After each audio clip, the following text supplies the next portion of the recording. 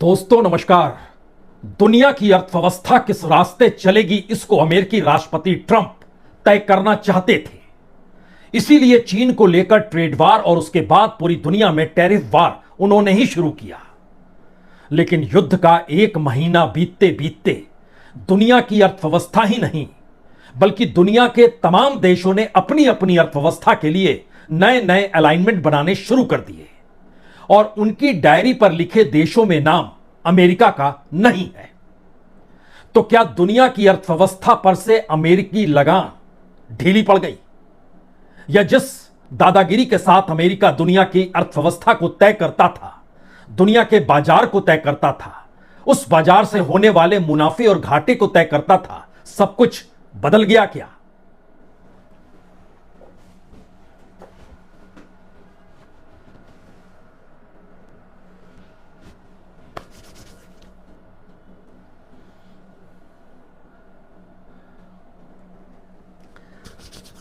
दोस्तों नमस्कार। तेल पर से अमेरिकी वर्चस्व खत्म हो गया। क्या यह ऐलान इस वक्त समूची दुनिया करने को तैयार है?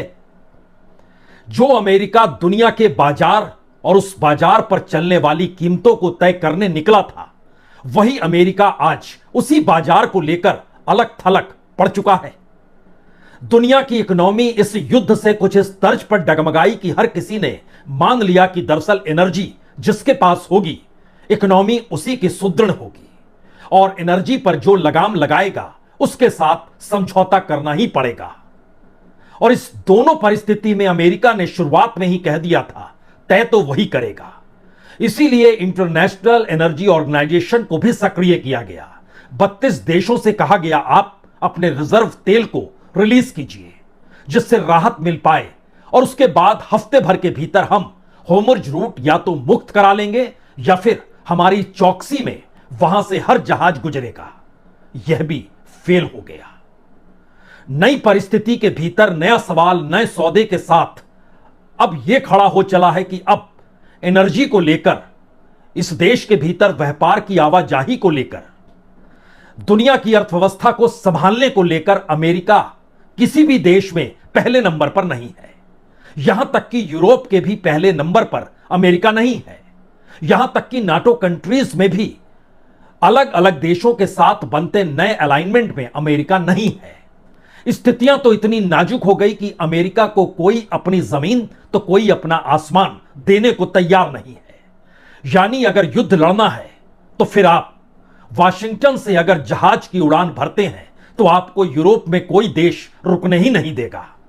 और अगर वो आसमान बंद कर रहा है तो किस क्षेत्र से और कितना घूमकर आप कैसे मिडिल ईस्ट तक पहुंचेंगे, जिन देशों को आपने कह रखा है कि हम आपको सुरक्षा देंगे? यह सवाल अमेरिका ने नहीं सोचा था। और इसके बाद का दूसरा सवाल, जब एनर्जी को लेकर संकट पूरी दुनिया की इकोनॉमी को लेकर डगमगाने लगा, तब भी यह सवाल था कि अमेरिका इस रुख में कहीं समाधान की दिशा में बढ़ेगा। लेकिन एक झटके में सब कुछ गायब हो गया और हर देश अब यह समझने लगा कि दरअसल वो अमेरिका से डील क्यों करे, वो सीधे ईरान से डील क्यों नहीं कर ले। और ईरान ने भी खुले तौर पर छूट शुरू में दे रखी थी कि जो भी देश उसके दुश्मन देश यानी अमेरिका और इजराइल के साथ खड़ा नहीं होगा, उसके जहाजों की आवाजाही को वो रोकेगा नहीं।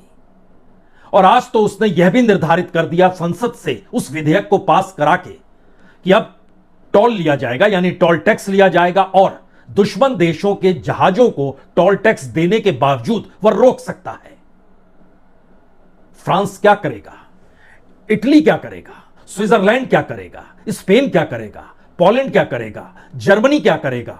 एक के बाद एक हर देश के सामने अब एक ही चुनौती है, सीधे तौर पर ईरान के साथ समझौता करें। और उस समझौते का मतलब यह है कि अपनी अर्थव्यवस्था को पटरी पर लाएं।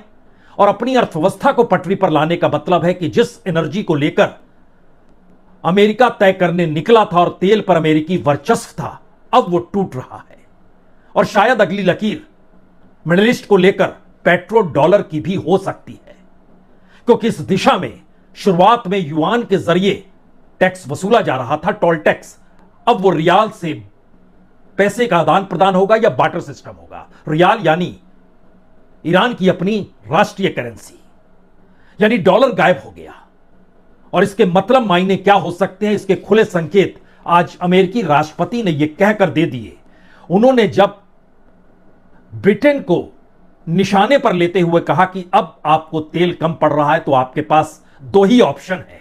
पहला ऑप्शन है कि अमेरिका से आप ईंधन को खरीद लें, या फिर थोड़ी देर के लिए हिम्मत जुटाएं, होर्मुज़ स्ट्रेट पर जाएं और उस पर कब्जा कर लें। इसके बाद उन्होंने लिखा, आपको खुद के लिए लड़ना सीखना होगा। अमेरिका अब आपकी मदद के लिए नहीं होगा, ठीक वैसे ही जैसे आप हमारी मदद के लिए नहीं थे। ईरान लगभग पूरी तरीके से तबाह हो चुका है, मुश्किल काम हो चुका है। जाओ अपना तेल खुद लेकर आओ। यह जिक्र और ये लिखे गए शब्द यूनाइटेड किंगडम यानी ब्रिटेन को लेकर थे। उसके बाद उन्होंने कुछ इसी अंदाज में फ्रांस को निशाने पर लिया, क्योंकि फ्रांस ने भी कह दिया कि हमारा भी एयर स्पेस आपके लिए नहीं है। एयर स्पेस उन जहाजों के लिए नहीं है जो युद्ध के लिए मिडिल ईस्ट या ईरान की दिशा में बढ़ रहे हैं, नहीं देंगे जगह।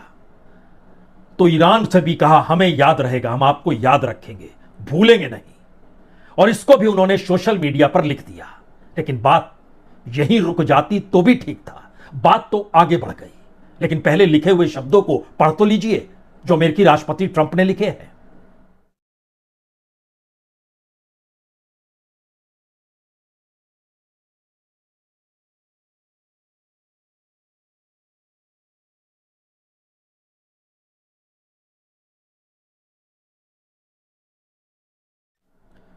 अमेरिकी राष्ट्रपति के लिखे हुए इन शब्दों को जुबान अमेरिकी रक्षा मंत्री पीटर हेग्सेट ने दी।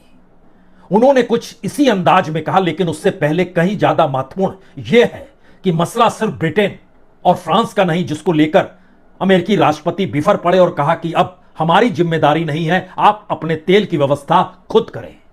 बात तो इसके आगे निकल चुकी थी, और बात इस तर्ज पर आगे निकली कि जब इटली के भीतर अमेरिकी मिलिट्री प्लेन ने उतरने की कोशिश की तो उसको रोक दिया गया। यह कहकर रोका गया कि बिल्कुल बर्दाश्त नहीं होगा, आप युद्ध के लिए हमारी जमीन का इस्तेमाल करें, बिल्कुल नहीं। मेलोनी ने इससे पहले 2 बार संकेत दिए थे, जब लड़कियों के स्कूल पर बम दागे गए थे, और उसके बाद अंतर्राष्ट्रीय कानूनों को खारिज करते हुए इस युद्ध की दिशा में अमेरिका और इजराइल बढ़ गए थे। लेकिन आज जहाज उतरने से रोक दिया गया। एक जहाज उतरा और दोबारा उसमें से सैनिक नहीं निकले, बल्कि उस जहाज ने दोबारा उड़ान भर ली और उनके साथ जर्मनी ने कहा यह युद्ध हमारा नहीं है। फ्रांस ने तो अपना एयर स्पेस बंद कर दिया। पोलैंड ने खुले तौर पर एक और नया संकेत दे दिया, और पोलैंड ने कहा कि मध्य पूर्व में जो पैट्रियट बैटरी को फिर से तैनात करने का जो अमेरिका का अनुरोध है, हम इसे अस्वीकार करते हैं। यानी जिसकी अमेरिका को इस वक्त सबसे ज्यादा जरूरत मिडिल ईस्ट के भीतर है, जिस पैट्रियट बैटरी की उसकी जरूरत है, उसको अब पोलैंड स्पेस नहीं दे रहा है। और इसकी जरूरत इसलिए है क्योंकि अमेरिका को कम गोला बारूद का भंडार के बीच अगर हवाई रक्षा बनाए रखनी है मिडिल ईस्ट के भीतर, तो उसे इस पैट्रियट बैटरी की जरूरत पड़ेगी, और पोलैंड ने मना कर दिया। यहां पर यह भी समझना जरूरी है कि बहुत महंगा यह युद्ध अमेरिका के लिए हो चुका है। 2400 के लगभग पैट्रियट इंटरसेप्टर इस्तेमाल हो चुके हैं। जो थर्ड इन्वेंट्री है, जो ग्लोबल तौर पे जिसको माना जाता है बहुत शानदार है, वह भी 40% ध्वस्त हो चुकी है।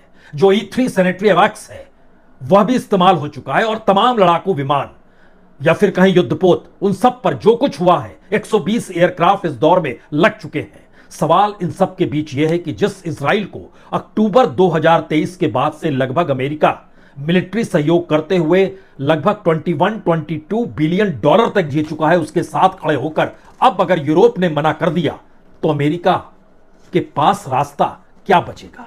अमेरिका ने होर्मुज़ रूट को छोड़ा, यूरोप ने अपने जमीन और आसमान को उसके लिए पूरे तरीके से कह दिया बिल्कुल नहीं, इस्तेमाल नहीं होगा। और स्पेन तो शुरू से अपने एयर स्पेस को नहीं दे रहा, यानी स्पेन है, इटली है, जर्मनी है, ब्रिटेन है, फ्रांस है, पोलैंड है, स्विट्जरलैंड है। पहले एक क्षण के लिए नेताओं की तस्वीर तो देखिए।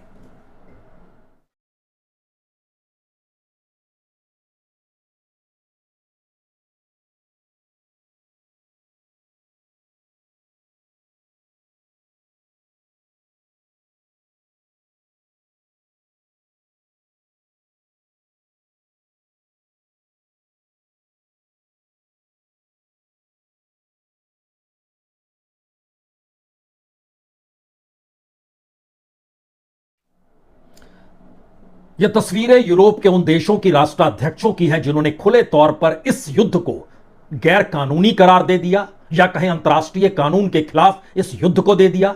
अमेरिका की पहल को अपने जमीन और आसमान को देने से मना कर दिया और अब अपने तौर पर सीधे वो ईरान से डील करने की दिशा में बढ़ रहे हैं।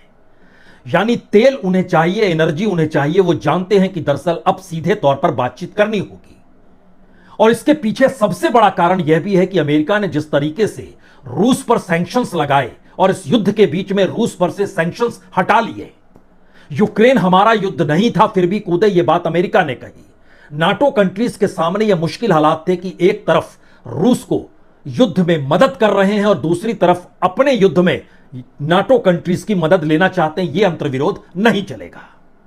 बात यही नहीं रुकी। बात तो यह है कि इन सब के बीच अविश्वास गहरा गया है। ब्रिटेन और अमेरिका के बीच स्थितियां नाजुक है। ब्रिटेन की संवेदनशील बैठकों से अमेरिकी अधिकारी अब बाहर कर दिए गए हैं। जो सैन्य ठिकानों में अमेरिकी उपयोग को मंजूरी देनी थी, उसमें अब इतना वक्त लिया जा रहा है कि अमेरिकी मानकर चल रहे हैं कि नहीं मिलेगी मदद। और वाशिंगटन में जो निर्णय लेने वाले अमेरिकी पॉलिटिशियंस हैं, उन तक ब्रिटेन के डिप्लोमेट्स नहीं पहुंच पा रहे हैं।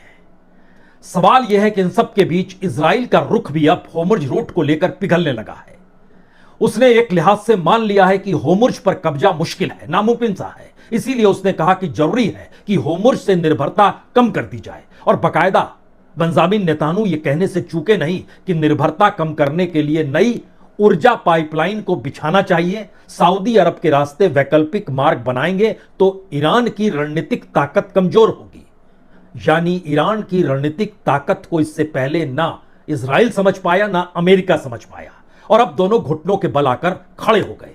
हमें लगता है आपको दिखाना चाहिए इटली के जिस नेवल एयर स्टेशन जो कि सिसिली में है, सिंगोलेना, वहां की एक तस्वीर दिखलाते हैं आपको, जहां पर अमेरिकी विमान आया और उसको वापस बैरंग कर दिया गया कि आप यहां नहीं उतर सकते हैं।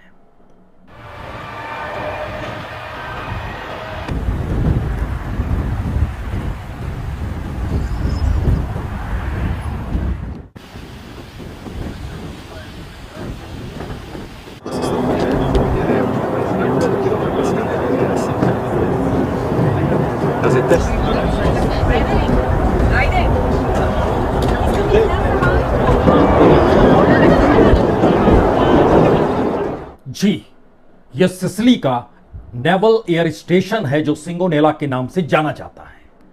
और शायद यह अपने तरीके का पहला फैसला है जब युद्ध के वक्त अमेरिकी मिलिट्री को जमीन पर इटली ने उतरने नहीं दिया। जहाज ने दोबारा उड़ान भर ली। बात क्या इतनी भर है? क्योंकि होर्मुज़ रूट से अमेरिका खुद को अलग कर रहा है, वैकल्पिक रास्ते इजराइल खोज रहा है। और इन तमाम परिस्थितियों के बीच रक्षा मंत्री हेक्सेट ये कहने से चूक नहीं रहे हैं कि आज नहीं तो कल ऐसी स्थिति तो आएगी जब अमेरिकी पैदल सेना ईरान के भीतर जाएगी और उसके बाद हमारे जो टारगेट है उस टारगेट को हम पूरा कर लेंगे।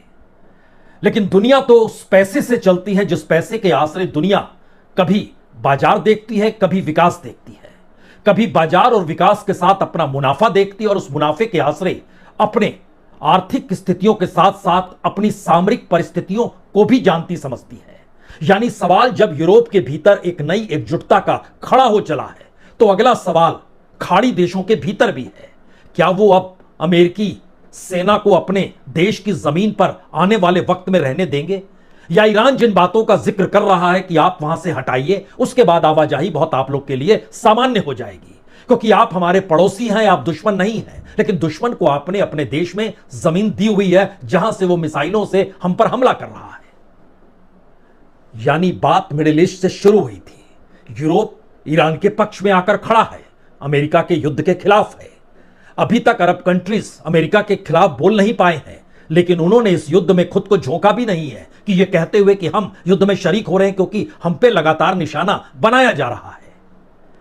हमें लगता है जब पैदल सेना जाएगी तो एक क्षण के लिए सोचिए, जो अमेरिका की रणनीति है खार्ग आइलैंड उस पर कब्जा कर लें और उसके बाद वहां से ईरान में एंट्री हो जाए।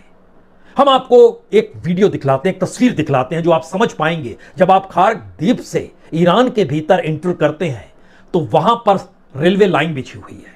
उस रेलवे लाइन के इर्द गिर्द का नजारा दरअसल ईरान की वो हकीकत है जो एक लिहाज से इराक से ज्यादा जटिल है, अफगानिस्तान की परिस्थितियों के बेहद करीब है।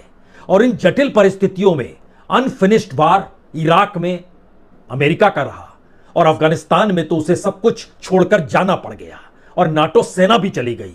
तो एक क्षण के लिए ईरान के भीतर की इस तस्वीर को देखिए जो कि बिल्कुल खार द्वीप से तकरीबन 30 मिनट की यात्रा के बाद से शुरू हो जाती है।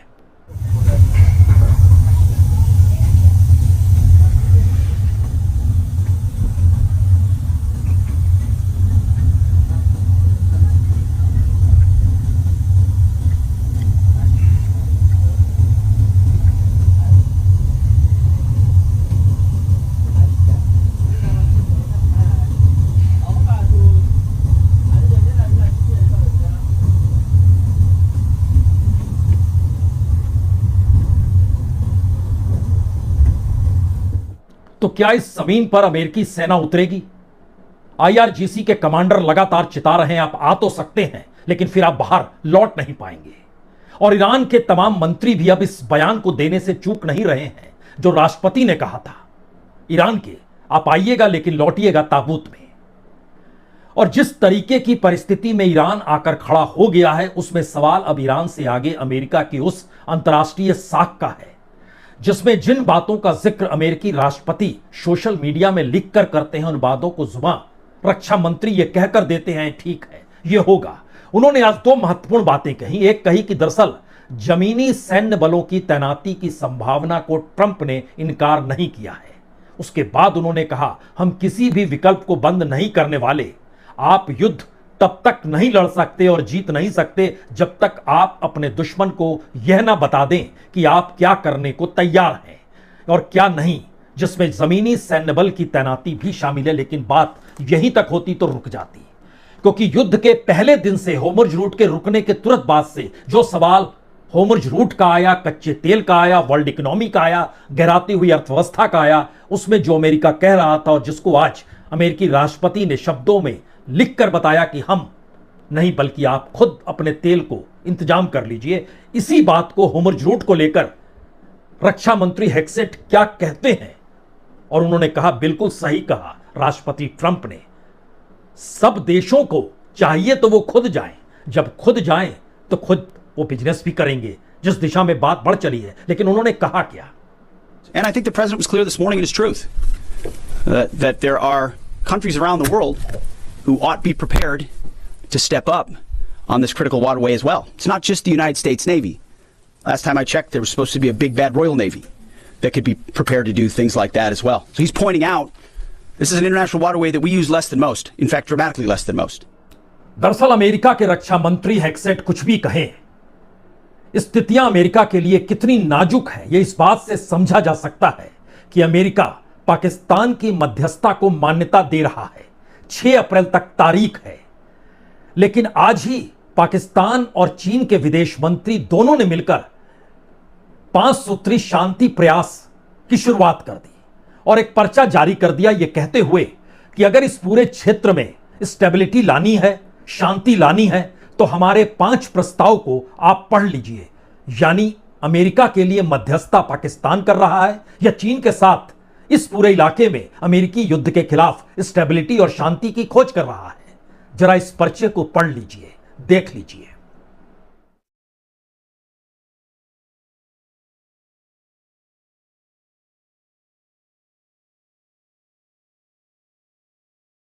अमेरिका के पास भरपूर तेल है।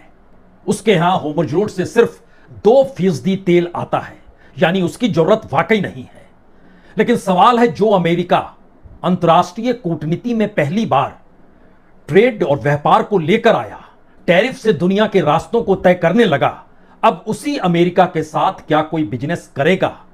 5 बातों पर गौर कीजिएगा।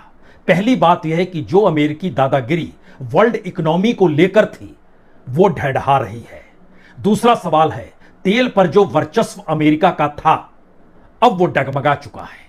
तीसरा सवाल है, जो सऊदी के साथ 1974 में समझौते के बाद तेल डॉलर में ही बिकेगा और स्विफ्ट के आश्रय ही चलेगा, जिससे पूरी दुनिया की बैंकिंग प्रणाली पर अमेरिका की नजर होगी। होर्मुज़ रूट में आकर वो सब कुछ लुट गया, बर्बाद हो गया और स्विफ्ट की जगह किप्स आ गया।